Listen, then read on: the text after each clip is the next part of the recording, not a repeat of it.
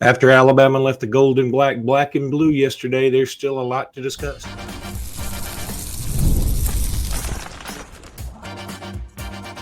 You are Locked On Bama, your daily podcast on the Alabama Crimson Tide. Part of the Locked On Podcast Network, your team every day.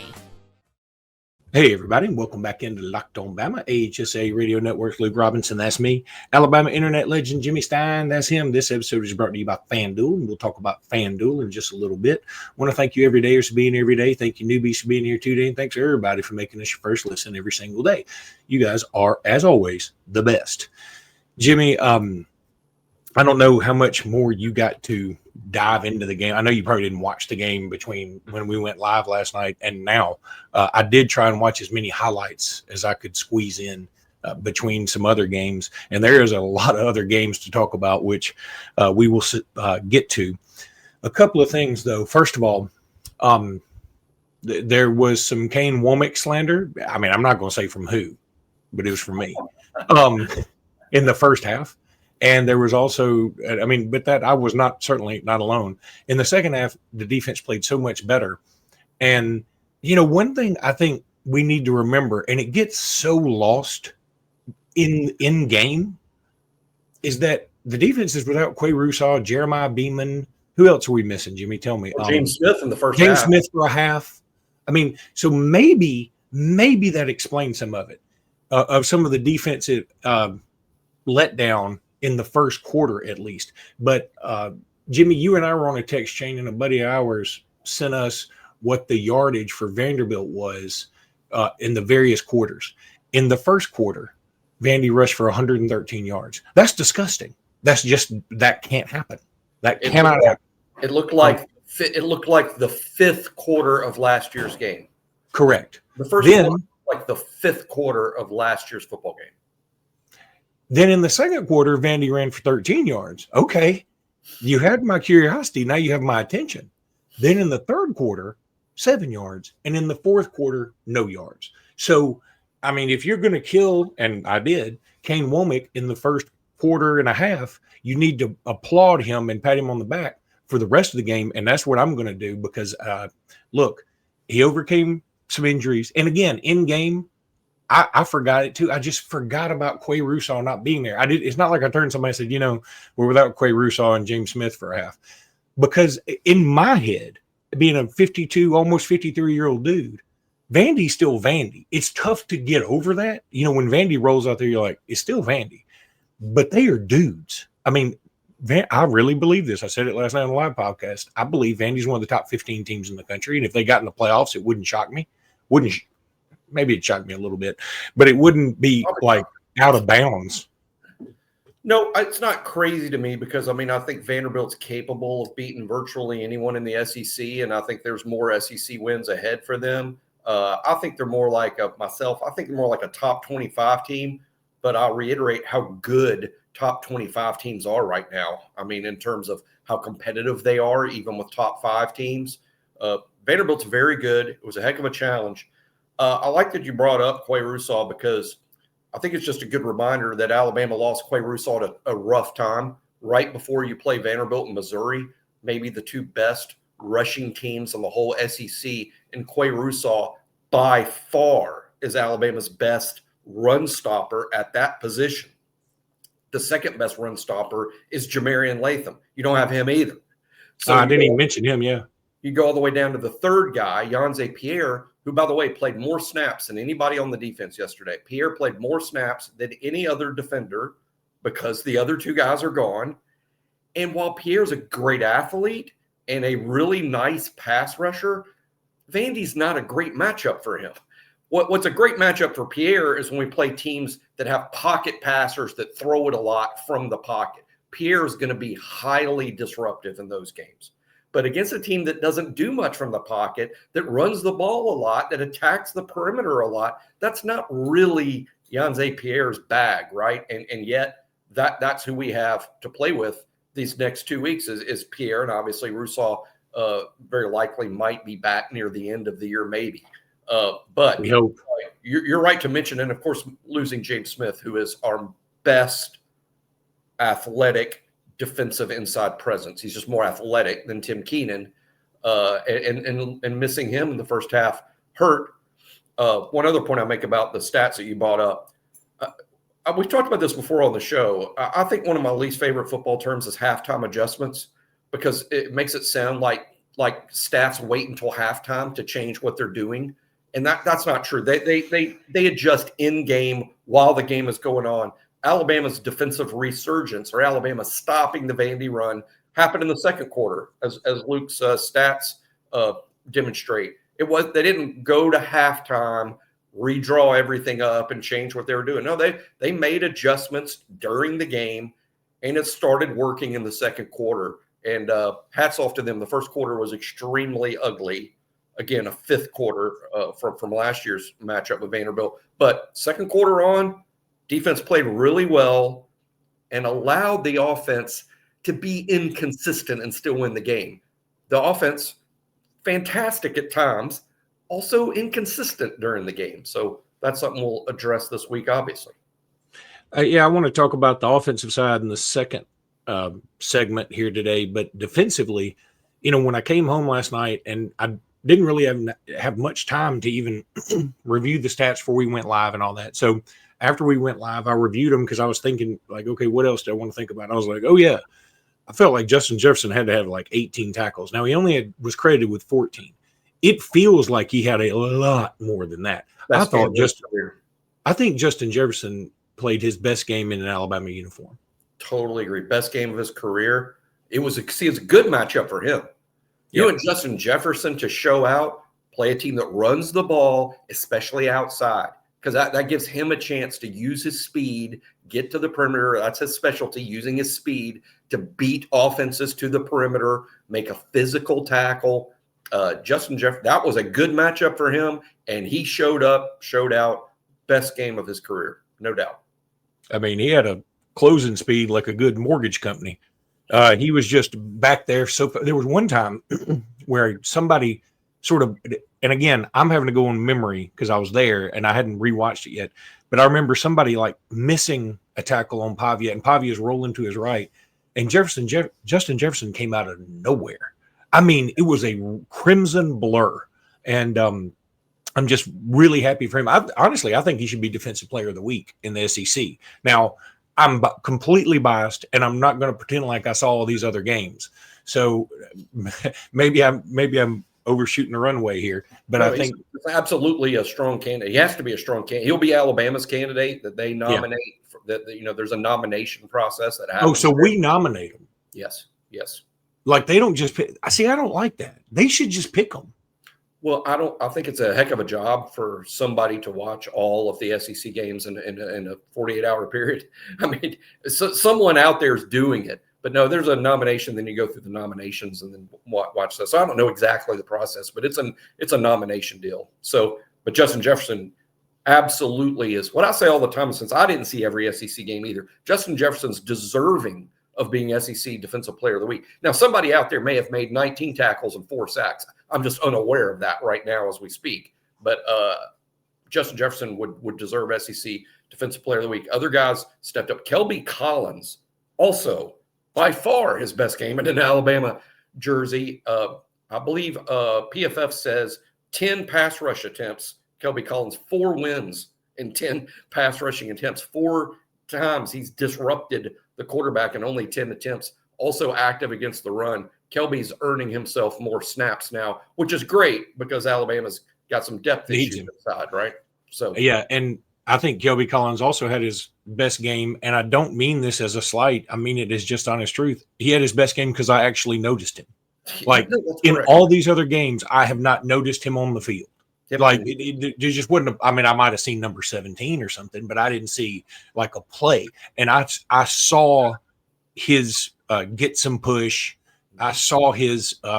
It looked like he was just in tune. And another guy, London Simmons. This guy's doing stuff, man. He's going to be a great player. Yeah, he's going to be good. Sabb played really well. Keon Sabb played really well. Keon Sabb. Hey, you know what? And good for him. But very active. The sack and an interception. Great game by Keon Sabb. Zay Mincy also played well. He played a lot. I'm still always disjointed over how many players we play on defense. It bothers me. I mean, the game's on the line, and I'm looking out there, and I see Dre Kirkpatrick, who, by the way, I love Dre. I think he's going to be great. I think he'll be a starter next year. I love Dre. I just think when the game is on the line and it's anybody's game to win, we should always have our best players on the field. But, hey, all right, others will disagree. I'm not trying to push back or back you up. I'm asking. According to the statistics, now I know like number 14 played for us, but he's not on these statistics. According to the people who made defensive statistics, there were 19 people. Now, more than that played who just didn't have a stat.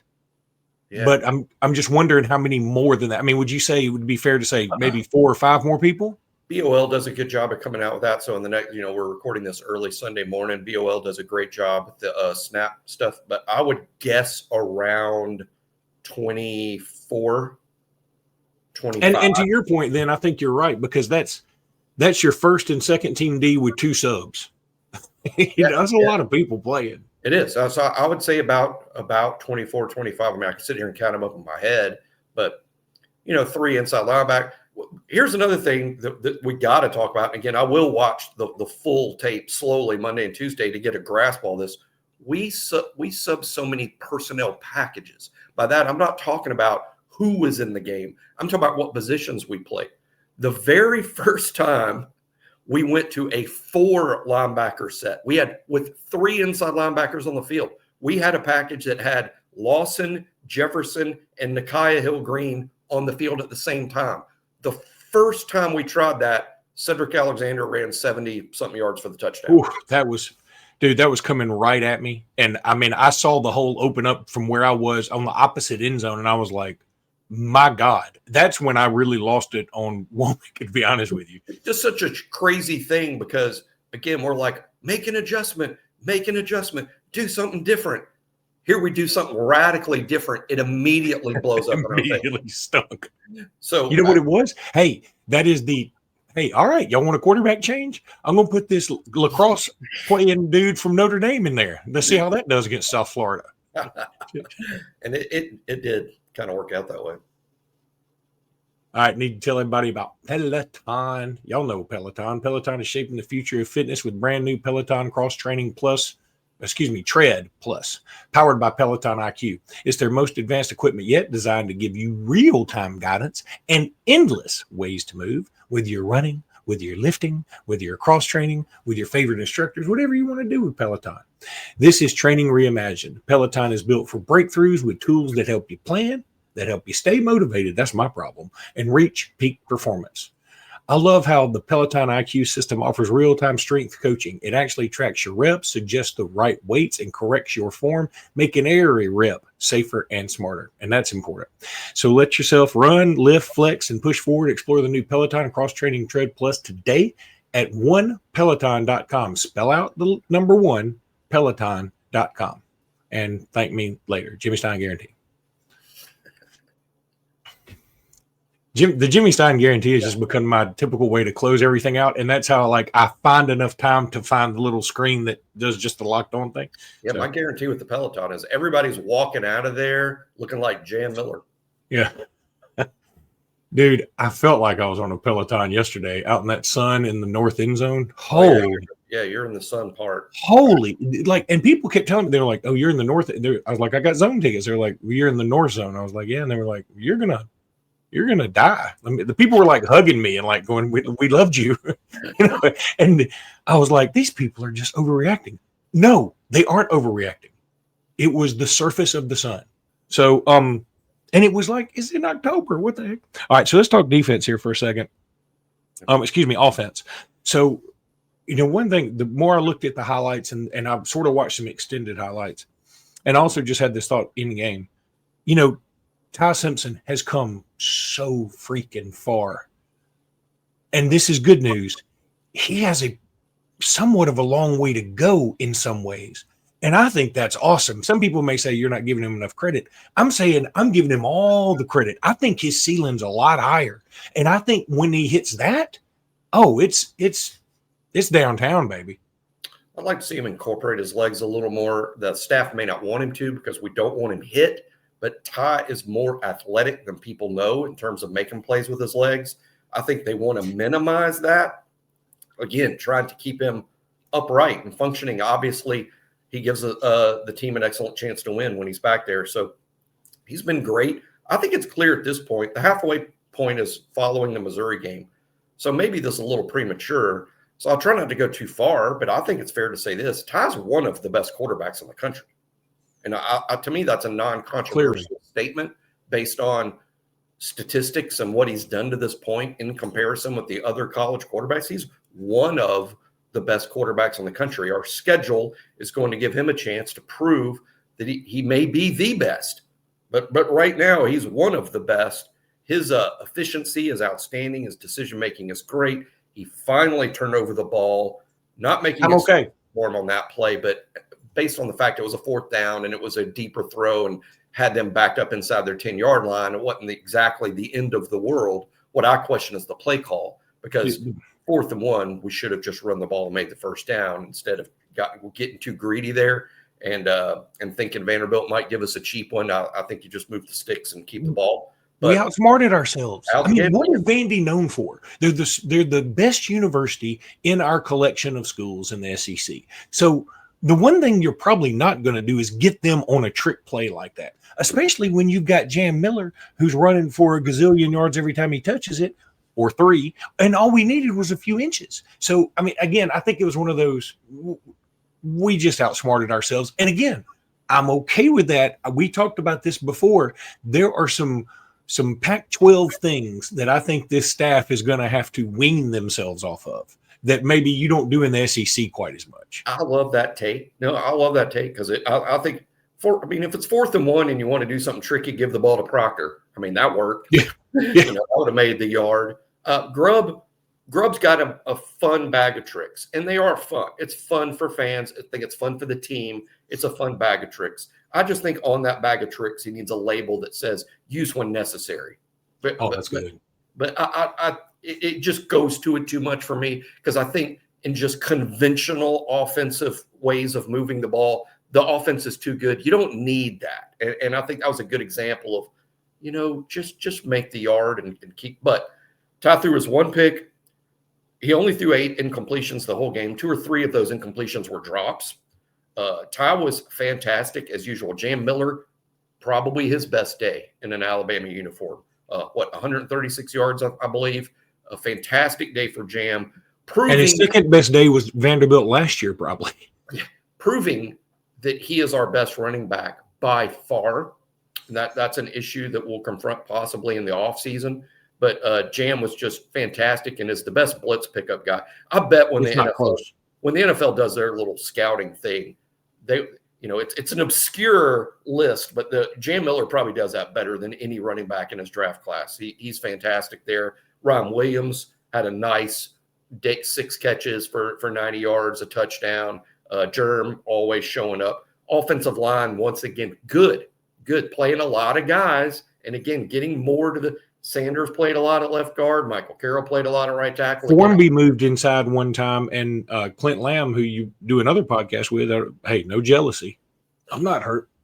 But he made mention of Formby moving inside, and it didn't go well. So I'm going to have to go back and look at that. I believe Clint, if Clint put this out, he would know. He's really good at watching the tape. I believe the sack that when Ty got sacked, I think that was on Formby. I think so. I hate saying that out loud, but I don't know it for sure. But I'm pretty sure that was when Formby was inside and got beat. So I think, hey, second game in his life probably playing guard. It's going to happen. So I wouldn't necessarily be too critical over there being some rough patches in the early going as we're trying to figure out what is the best 5. And again, I think there's an emphasis on who are the best 5 pass blockers because the plan is to throw the ball a lot because the strength of the team is Ty throwing to those wide receivers.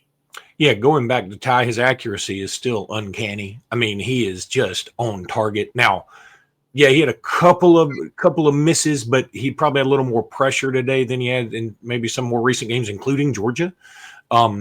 Vandy's just so well coached. I mean, outside of the the trash talking stuff that you normally wouldn't see from a Vandy team. And that's what makes it so shocking. Outside of that, and I think Clark Lee's like, I got to let Diego Pavia be Diego, got to let a dog be a dog.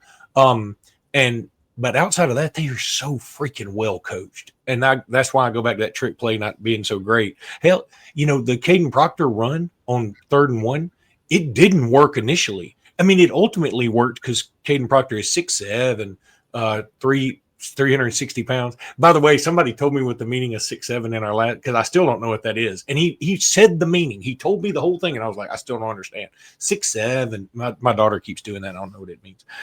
Anyway. She's like 8, right? Well, she just turned 9, and then my other daughter, who's 18 at Alabama, she kept doing. She was like, Dad, quit trying to understand what we're doing. I was like, okay, no problem. I'll just go back to turning my brain off. So it tells me to quit trying to understand. It's going to be the easiest thing I do that day. So I'm like, that's where I'm a Viking, not trying. Okay, so. And going back to, like I said, his accuracy is just sublime. I mean, it really is awesome. I'll say the one thing, the deep ball to Ryan, when I think we were up 3. He had him for a touchdown if he puts a little more air into it. Yeah. He had him for a TD. But it's hard. See, that's you and I and everybody else can say, oh, if you put a little more air, it's hard when Vanderbilt's bearing down on you. And they've got good players. It's not like you're playing ULM anymore. They got good dudes, and you're trying to hit. And Ryan Williams made a great adjustment. And for a split second, did you think he was going to do the same Georgia thing he did? Yeah, I think it was in his head. It was a similar. It wasn't the same play call by any means, but it was similar in the sense that it was a go route up the sideline. Yeah. Ended up being a back shoulder throw. I don't know how intentional that was, but it ended up being sort of a back shoulder thing with defenders similarly situated. And it looked to me like Ryan had this Georgia play redux in his mind. Vanderbilt just frankly played it better than Georgia did on that particular snap. But Ty was great. He wasn't perfect, but he was great. I think some of the inconsistencies maybe in the offense. I mean, there's a lot of sputtering in the red zone. Some of that on the offensive line, maybe some of it on the play calls, had a couple of drops. And again, Ty wasn't perfect, but he was very, very good. If I had to pick out, though, just to change it up, an offensive MVP for me, it's Jam Miller, because Alabama 100%. finally got the production it needs from the running back spot, thanks to Jam Miller. And game changer going forward. And let's hope they can just be a little more consistent versus an extremely good Missouri team I'll be warning everyone about all week. Dude, I'm going to that game, and I am worried to death. All right, let me tell you folks about Squire. Please look at the episode. I was about to read something they tell me to read. This episode is brought to you by Square. About said, insert your name here. Swear to God, I was about to do it. This episode is brought to you by Square, your favorite neighborhood spots. They run on Square. There are certain businesses that make the neighborhood the neighborhood. These are places that become an extension of home. Whether it's the sports bar dedicated to your team's fan base, the spot with the best wings in town for game day, or that beloved local chain that's been rooted in your community for years. These businesses are what bring people together. When neighborhood businesses thrive, the whole neighborhood thrives, yo. You know this. I don't even need to tell you. Square is a proud partner of more than 4 million neighborhood businesses around the world. You can go to square.com/go/lockedoncollege. That's all one word. Square.com/go/lockedoncollege to learn more. But before you do that, go support your favorite neighborhood spot, because you know what? They need you. You'll be happy you did. Square. And we'll see you guys in the neighborhood. Now, I'm going to tell you about FanDuel, if I can ever find the thing. And I found it. Here we go. So the NFL season is here. Shoot, there's a game going on as we're recording, the Browns and the Vikings. The NFL season is going on, and the FanDuel has an offer you don't want to miss. Right now, new customers can bet just $5 and get $300 in bonus bets if your bet wins. That's right. Pick a bet, put down $5, and if it hits, you'll unlock $300 in bonus bets to use across the app. I love how FanDuel gives me so many ways to play. I've built parlays and tried player props and even followed the live lines and all that stuff. FanDuel is just a blast. So what are you waiting for? Visit FanDuel.com to download the FanDuel app today and get started like the Black Eyed Peas. Oh, God, that's a terrible reference. I need to go back to 6'7". I think if you'd sang "Let's Get It Started" by the Black Eyed Peas there and knocked it out of the park, that would have been a great lockdown moment. I think the Black Eyed Peas have become the new Nickelback, though. Like you don't even need to tell people you know any other songs. And I think Nickelback's coming back to where like people are like they weren't that bad. Leave it to me to like Nickelback and Black Eyed Peas and not know what 6'7" means. All right, a few things. I do want to get these in about some of the games yesterday. Penn State and UCLA. Holy cow, Jimmy! This is both why it's good to have expanded playoffs and bad probably because some people are like, see, like UCLA probably wouldn't have had any chance at all if they didn't have NIL and if they didn't have anything to play for. They really don't have anything to play for, but yada yada yada. And I'm going to tell you right now, I don't see how Penn State's not disqualified from getting in the playoffs, barring winning the Big Ten. And I don't know that they can even do that anymore, given they've already got 2 losses in the Big Ten now. But Penn State just lost to a team that's 0-4. That's the first time a top 10 team has lost to an 0-4 starting team since 1985. That is sad. Penn State looked awful. They don't deserve to get in the playoffs. And if they somehow back their way in, it'll be bad. That's a definite, like, we shouldn't have the playoffs moment. Because if you think Oklahoma was bad for us last year, this is exponentially worse. It was one of the biggest upsets of my college football lifetime. Which they were minus 5,000. Penn State was minus 5,000 at kick. I'm surprised it wasn't more. I mean, at one point this year, I said UCLA was the worst Power 4 football. Of all the Power 4 football teams, UCLA is the worst. Mm-hmm. They beat a team that many people thought might win the national championship. And to me, it just shows how NIL and the portal has created this level of parity that college football hasn't seen because UCLA in part won the game because their quarterback was Nico Iamaleava. Now, they don't have a lot of other guys. They're low on dudes. But, hey, sometimes one dude can make a pretty big difference. But, gosh, one of the biggest upsets, and what really stands out to me is James Franklin, for as much heat as he takes, and he deserves a lot of it, for as much heat as he takes, he doesn't normally lose these type games. What James Franklin's famous for is losing to top 10 teams because he has he's like 0-1,000,000 against top 10 teams, but he beats everybody he's supposed to beat. He didn't yesterday. Did you see? All right. So in the highlight after they call that I think it was 4th and 2, their last gasp, under a minute to go. And it's like a RPO, the guy's coming around and Drew Aller didn't hand it to him. And Drew Aller is like sacked for a 4-yard loss. And you can see James Franklin, he sort of looks off in the distance. He's like, what was that? Like he didn't know the play. Like he was like, where did that come from? Yeah, and I was never a Drew Aller guy. I mean, the draft guys like him. I watch Kuiper and Field Yates every week, and they love him on there. And I'm like, every time I say out loud by myself watching the show, whenever they're talking about Drew Aller, I'm like, guys, I don't think this one's going to work out. Who's the last Penn State dude that did work? Who was that Christian? Who was the Christian Hackenberg? Christian Hackenberg. Remember, everybody loved him. I was very high. Yeah, and he just anyway. Florida and Texas. Boy, I mean, I gave you some ribbing for it yesterday. You weren't the only one that loved Arch Manning, but I think now even the Mannings have to be like, okay, this isn't great. I was so wrong. Again, I was so wrong. I was as wrong as Mayor Wrongington of Mayor Wrongville. You were. Christian Hackenberg said, see? Give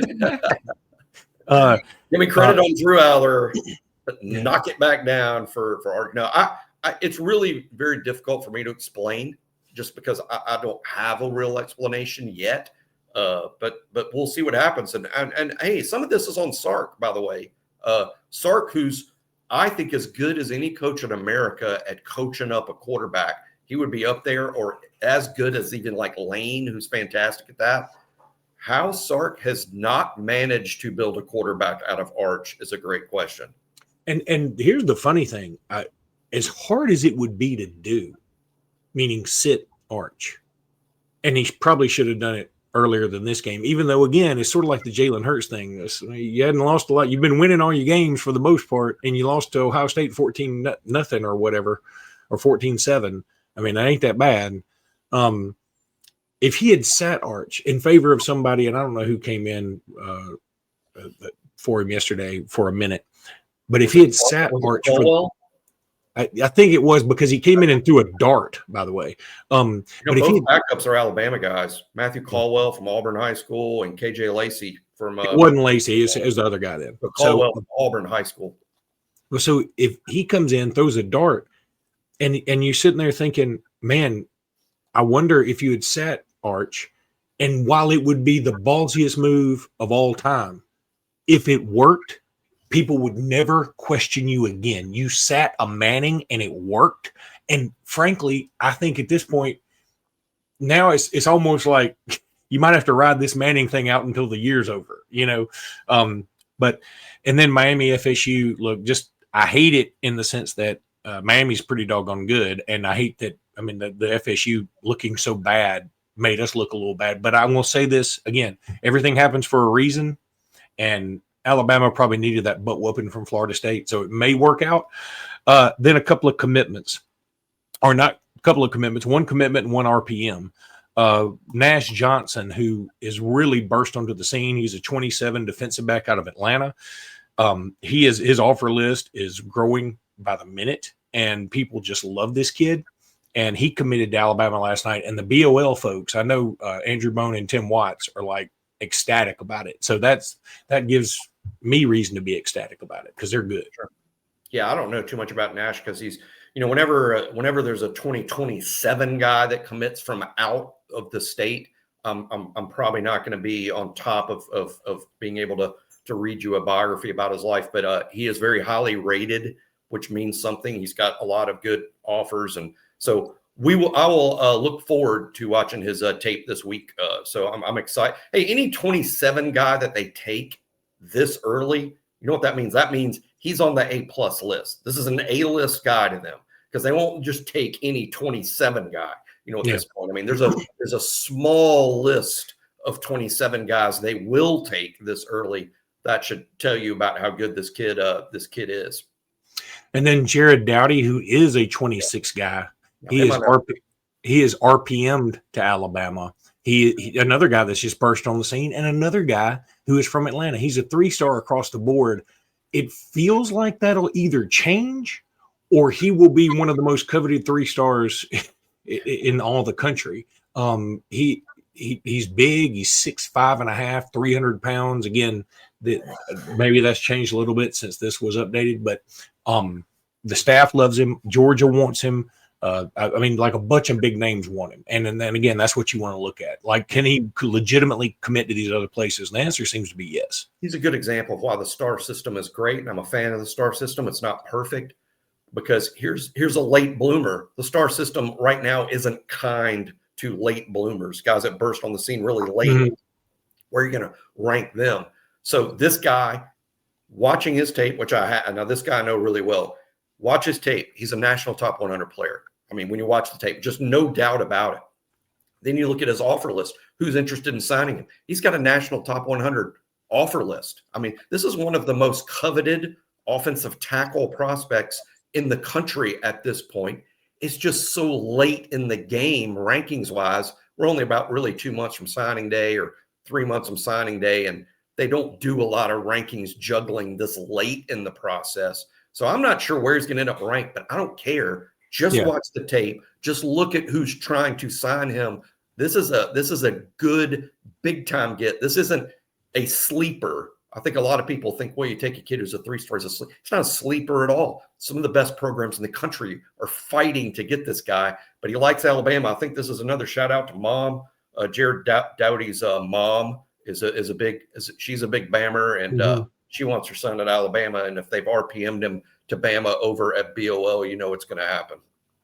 All right, that's going to do it for today's pod. We'll be back tomorrow with more. Until then, roll tide, everybody. Roll tide.